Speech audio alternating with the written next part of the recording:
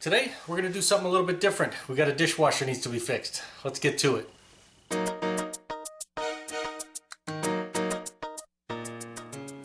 This is what we're working on today, a Whirlpool dishwasher.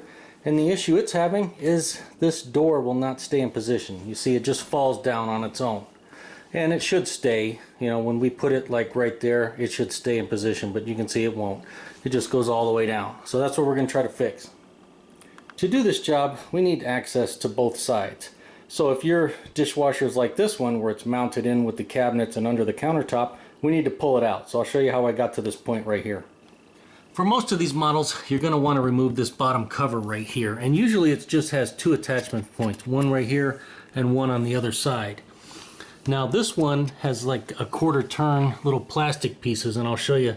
We just take a flathead screwdriver, turn it a quarter turn like that, it'll loosen up back here and it'll pop out. So that's all we have to do to get this style out. You may have screws or some other attachment, but typically there's one here and one here that you're going to have to get off, and then we can just kind of pull this down. Now there will be some insulation we got to deal with, so just try not to mess it up. Next, we're going to want to remove the screws that are holding our dishwasher to either our cabinets or countertops. In this case, there were two screws, one right here and one right here on these brackets that were going up into the countertop right here. Now sometimes the attachments will be over here and going to the side, but in this case they were up on top, which is pretty common. So you just open the door, take a screwdriver and come from underneath and you can pull the screw out. In this case, yeah, there were just two screws, one right here and one right here. After we remove the screws, then we can pull this unit out. Now typically I'll just kind of shimmy it and walk it out like that until I get it out into position where I can work on it. We just have to be careful of this insulation. It likes to get caught on counters and cabinets and stuff like that, and we don't want to rip it. Looking at the side, let's check out how it operates. We have this metal bracket that kind of goes up inside the door here, and then we have this plastic bushing, and then we have a metal spring. And when we open the door, we just operate the door like that. You can see that's how the motion is, like that. And so the spring puts a little bit of tension on, and that's why the door, you know, kind of does that little deal. And when we shut it, it goes back into position like that. And we do have some rooms where we can adjust this spring. So if we wanted, we can put a little more tension on there. But typically these last quite a long time. So the first thing we want to do is we want to make sure that this bushing is still intact and that our spring still looks serviceable. As long as those two things are okay, the culprit that usually breaks first is this thing right here, this little piece of rubber, and it goes right here, and you can see it's left a trail right there. It just rubs on there, and what that does is it creates enough friction so that the door will kind of stop in different positions and it won't just fly all the way down. So right here is the piece that's broken, and that's what we're going to have to replace. Looking at the other side, it's exactly the same. We have our spring, we have our plastic bushing, we have our metal bracket, and of course we have our friction pad that goes right there.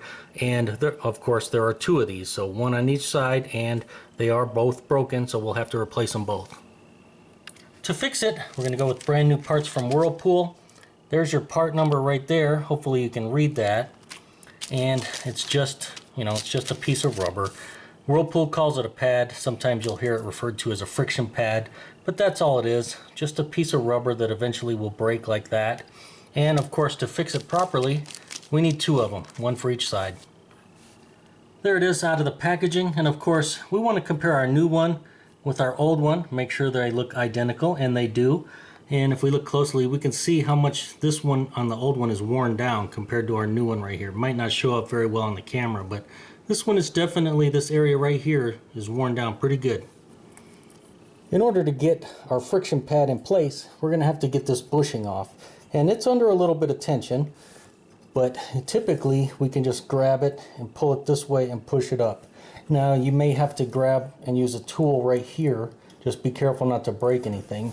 But usually these aren't too bad. We can just kind of push this way and lift up just like that, and we can pull it off. And then they will come apart like that. So if you need to replace anything, that's how it goes together, just like that. They just kind of hook. They're both the same on each side. Hopefully you can tell that. They just hook in there like that, and that's how they come on and off, just like that. There's our spring disconnected. If we needed to replace it or adjust it, now would be the time. Of course, you know, to remove this, that's pretty easy just to do that. And to get it out of here, all we have to do is kind of just unhook it. That's how it hooks in. And you see we have a bunch of adjustment points. And we were in the second to the last one right here. And I don't believe there's any problem with our spring, so we're going to leave it right there. If we needed to adjust it, we could move it to another hole if necessary. And then to get it ready to go back in, this is all we have to do. And now it's ready to go. Now, to get our new part in, we're just going to put it over the top and just kind of slide it in. Now, it might be a little difficult to get it past this little hump right here, but we should be able to slide it and get it right into place right there. Now, we want to be careful. We don't want to pull this bracket out because then, you know, it'll be too loose. That bracket is applying tension to this, and if we bend it out, it won't be applying tension anymore, and that would defeat the purpose of having these. So we definitely want to be careful and not bend these up. Alright, so we'll just take it, see if we can't slide it into place. Like I said, it will be a little tight, but we should be able to just kind of maneuver it into place. Just like that. There we go, now it's ready to go. And we'll reconnect our spring and bushing, and that completes this side. And coming over to the other side, we got a brand new one installed over here too. Okay, let's test it out, see if it works. Alright, that's a good sign. We can put the door where we want, and it's staying. That's excellent. If we get a look over here of what it's actually doing, it's just applying friction right there. That's why they call it a friction pad. We'll just put it down right there. That's all it's doing, just like that. Looks like it's working as designed now.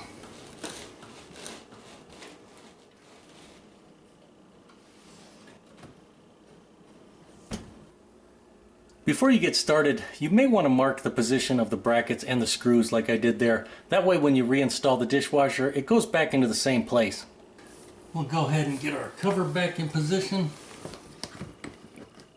And for these, we want that opening to be up and down like that. We don't want it to be across. We just pop it in like that, take our screwdriver, and just a quarter turn, it snaps into place. And now, tight, good to go.